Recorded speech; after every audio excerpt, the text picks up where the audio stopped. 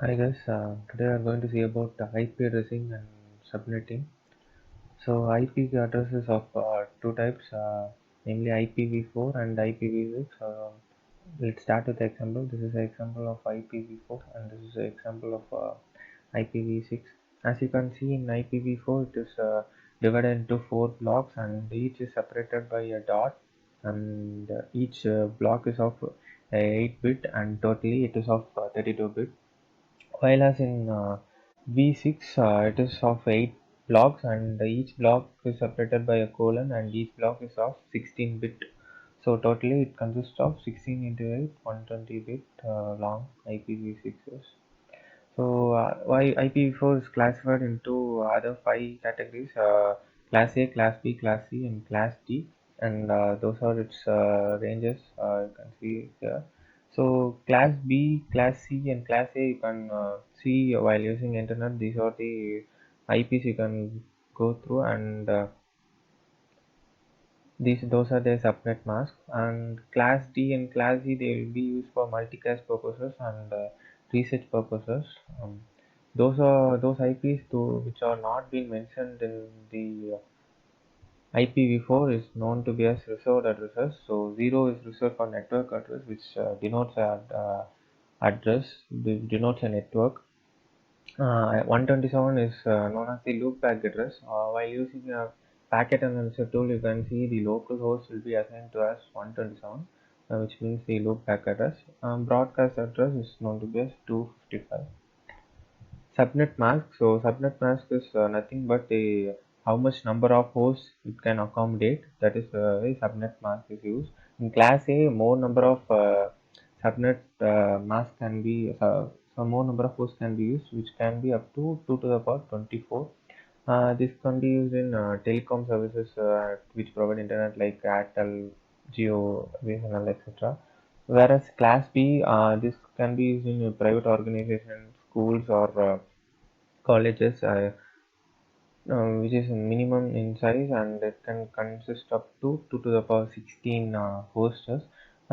Types and Class C, you can see it will be of 2 to the power 8 hosts, which can be used in home routers, Wi-Fi LANs, etc. and etc.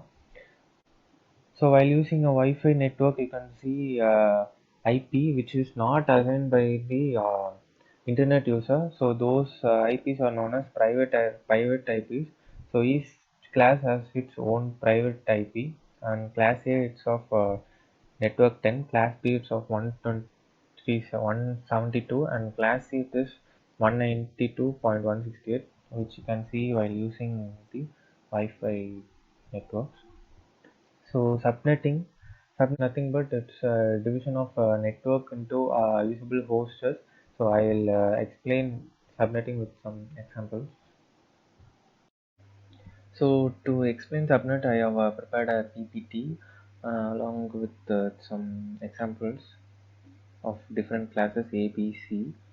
Um, so let's get started. And I also included some formulas here for easy explanation. I will just tell one by one. CITR is 9 as mentioned, you can see. So 9 means once you are converting to binary, there should be 9 number of ones. So accordingly you should fill. So I should fill this block. So 255 gets filled with 8 ones and just one left. So this is 128. This is according to the binary table, which is 0, 1, 2, 4, 8. That binary table which you have studied. So now I have got both the IP and subnet in terms of binary. So now to calculate network address, we should AND this both, which is binary value, which is after ANDing just means you have to multiply. So after converting them back to numbers, I mean to decimals, you can get the network address of it. So this is the network in which this IP lies. To calculate the rest part, first source, last source, and next subnet, I should calculate the first number of zeros in it left behind. So 2 to the power 23 is left out here. So this much number of hosts can be added in this. So this looks big, but so we can simplify this into small things. So let's convert one by one from first one by one first. So see the second block, it has only 7 number of zeros left. So 2 to the power 7 is 128. Subnet will occur after 128 counts. So 128 counts from this is which is 128 plus 128, which will be 256. 256 we should not put as 256. So we'll add one thing here. This is same as like number of hours calculation, minutes calculation, and seconds calculation. 160 seconds is filled, you will add the minute. 160 minutes is filled, you will add this hour, right? So same thing is to be applied here. So this is the next subnet. So the first subnet will be always the next number of the network address. So which is in this case it is class A, right? So it will be like this. This is the first host, valid host. The last thing will be last thing will be 255, 255, sorry. And here you should not put 255. If putting 255, it will become the broadcast ID. So we should not put 255 here. The last thing, so it will be 254. So this is the first and last valid IPs of this current of this IP of this IP. So that's all we are done with class A. Or we'll move on to the class B. So I have taken this example from the website called Subnet IPv4. You can also visit that and you can practice subnetting if you want. So I have filled this, and you can see it has been converted to binary, and after ending then you get the network address, which is 184.25.28.0. So this is the class B address. So class B address, only these both are only hosters. So host is also been converted to network by the CIDR. So only one number of only one zero is left. So in this block you can only add 2. So after removing the valid process, it will become 0. So you can't add any more in this. Only you can fill it with this number of you can only fill with this block. So that block you can fill up to 254 valid IPs.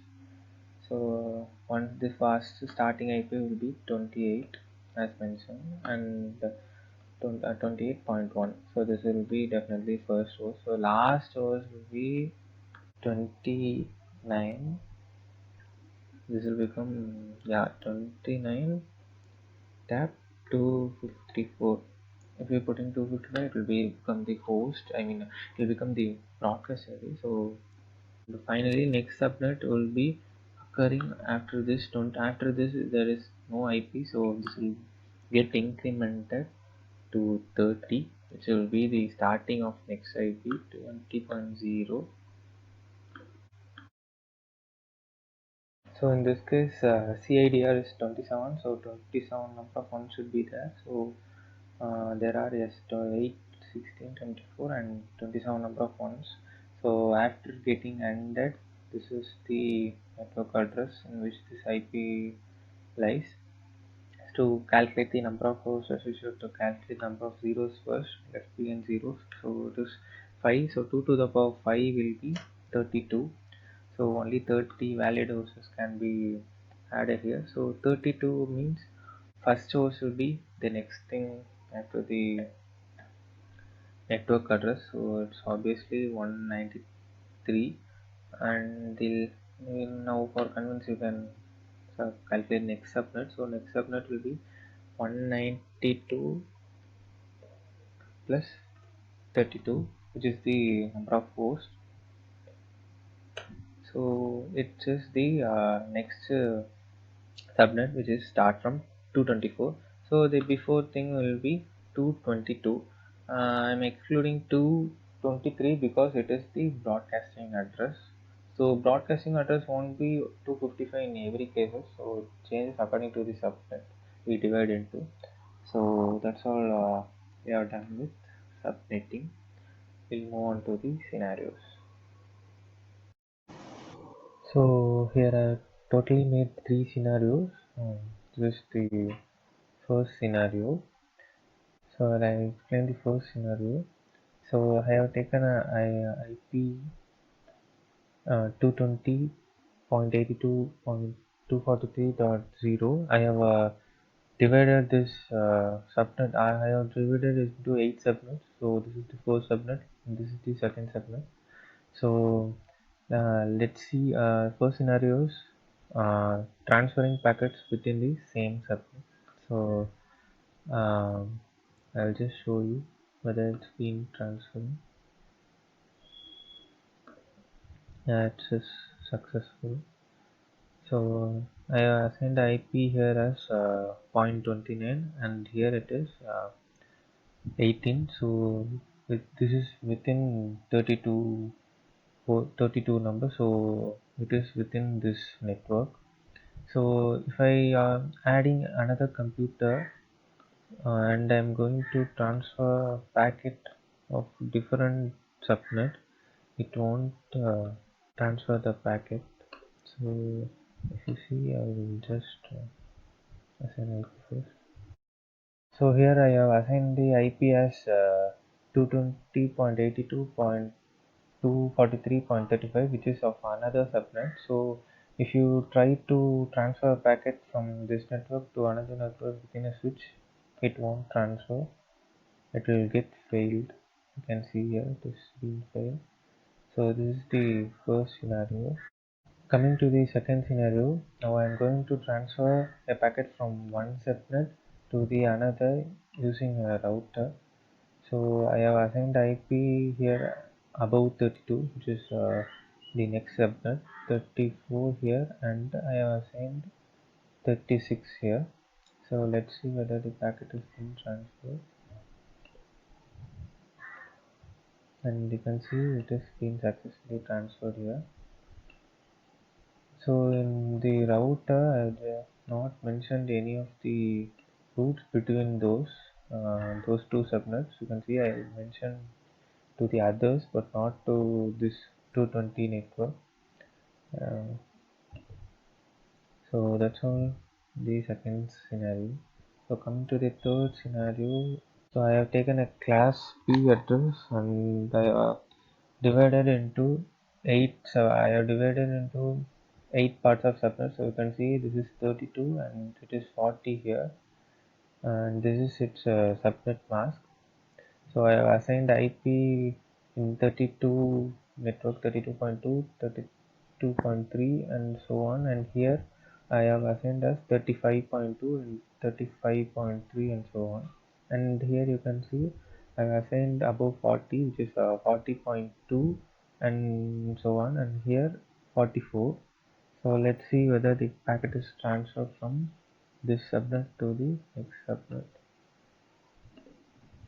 So it's been transferred. So in the total we can see whether the packet is being transferred, and here I have just mentioned the routes for the uh, above network, which is 220 network. So I have only mentioned those routes, and in the other router I have just mentioned the routes for the below 172 network. You can see over here only these two routes I have been mentioned. So let's see whether the packet is transferred from one network to another network. Yes, it's been successfully transferred. Let's see once again. Yes, it's been successfully transferred. So this is the three scenarios.